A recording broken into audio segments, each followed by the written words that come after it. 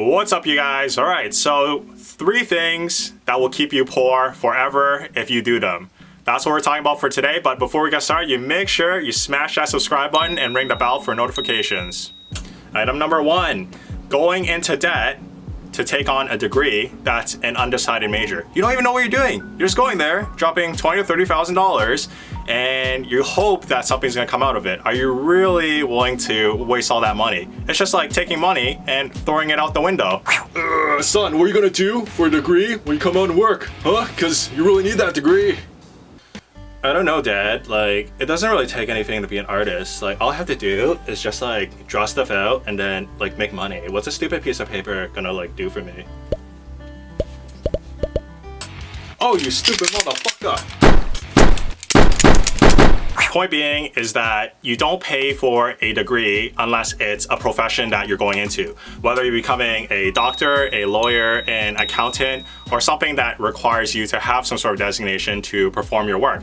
Even if you go into the profession of, like a doctor, lawyer, accountant, or anything else in the medical field, what you have to consider is, are you really willing to take on about 90 to 300K of debt plus 10 years of your time? No guarantee that you're going to actually pass everything just to get a degree. At that point, you'll be barely break even because you'll still need at least like 2 to 3 years to recoup your capital. So think about that. So on average, it takes about 5 years for you to actually become a millionaire. Let's just say if in the perspective that you did not take school, you would be 90K richer. And what if you just worked a normal job and you took all that money, you reinvested it into assets that pay you? You'd be well off and well above everybody else because it's really easy in terms of working and everything else. You don't need to work, you just need assets that put money into your pocket versus liabilities that take money out of your pocket. Less liabilities, more assets. Very basic. Item number 2, they buy a brand new car, a luxurious Audi, a brand new Honda Accord, fully loaded. And what makes it worse is they do it on monthly payments. Hey, Mr. Average, what's new? Man, I just got this new Audi 75K. It's gonna get all the bitches. Yeah, buddy. Wait, what? So, how much do you make a year? About 75K. What? Yeah. What the fuck? You're buying this? You know it's fly, dog. You know it's fly. Investment. The moment you drive off that lot, you just lost $7,000 off your car. Can you afford that? I don't know if you can, but point being is that most people can't actually afford that. In just about 2 years' time, you take about 40% hit in terms of your car. You don't feel it, but at the end of the loan, if you actually sell your car, what you're gonna have left over is a loan that's more expensive than the car that you paid for. And even if you barely drove it, it doesn't matter because cars are depreciating assets. You don't say. What can I do about this? Well, what you could do is smash that subscribe button and destroy that bell for notifications right here. Or was it here? I don't know, one of them. But in all seriousness, you just have to find a car that's about 20 to 30% off discount of the market price. And what you could do is that's gonna allow you to put mileage onto the car. Once you put mileage onto the car, and let's just say, 2 years passes down the line, you're gonna be able to sell a car for either break even or a little more than, what you got it for. Like an example would be a Honda Civic, or if you wanna look a little more higher end, you could look at the R34 GTRs, the versions of the GTRs that actually hold their value as opposed to depreciate. So there's a lot of ways around it, but one of my golden rules is I always like to buy my cars secondhand, or if I like to buy stuff, I prefer to buy used because someone else usually takes the hit.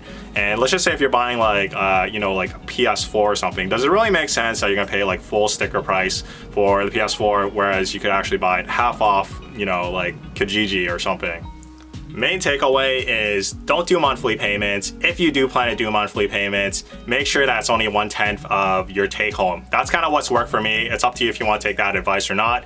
Or you could just outright pay cash and not have to worry about it ever again. Especially if you car hack, the only cost you're gonna have to actually pay for is gas, insurance, maintenance, maybe here and there, but it's not gonna be a big thing if you're not driving all that much. Item number 3, buying your own home and living in it while paying for your own mortgage. 100%. No one's helping you. Oh, yo, my boy just bought a house for 700K. Yo, this man ballin'. Ooh. man, you just locked yourself about 20 to 30 years into a job by doing that. According to society, what they want you to do is go to school, buy a car, and buy a house, make all these payments, your student loan debt payment, your car payment, your mortgage payment, your property taxes, your utilities, all that along with your food. It's no wonder why everyone's always broke, because you don't have any money left over. All of your savings, they tell you to dump it into a long-term savings account, which isn't even gonna do anything because half the time, most of these people don't even know what their money's invested in. That's crazy, right?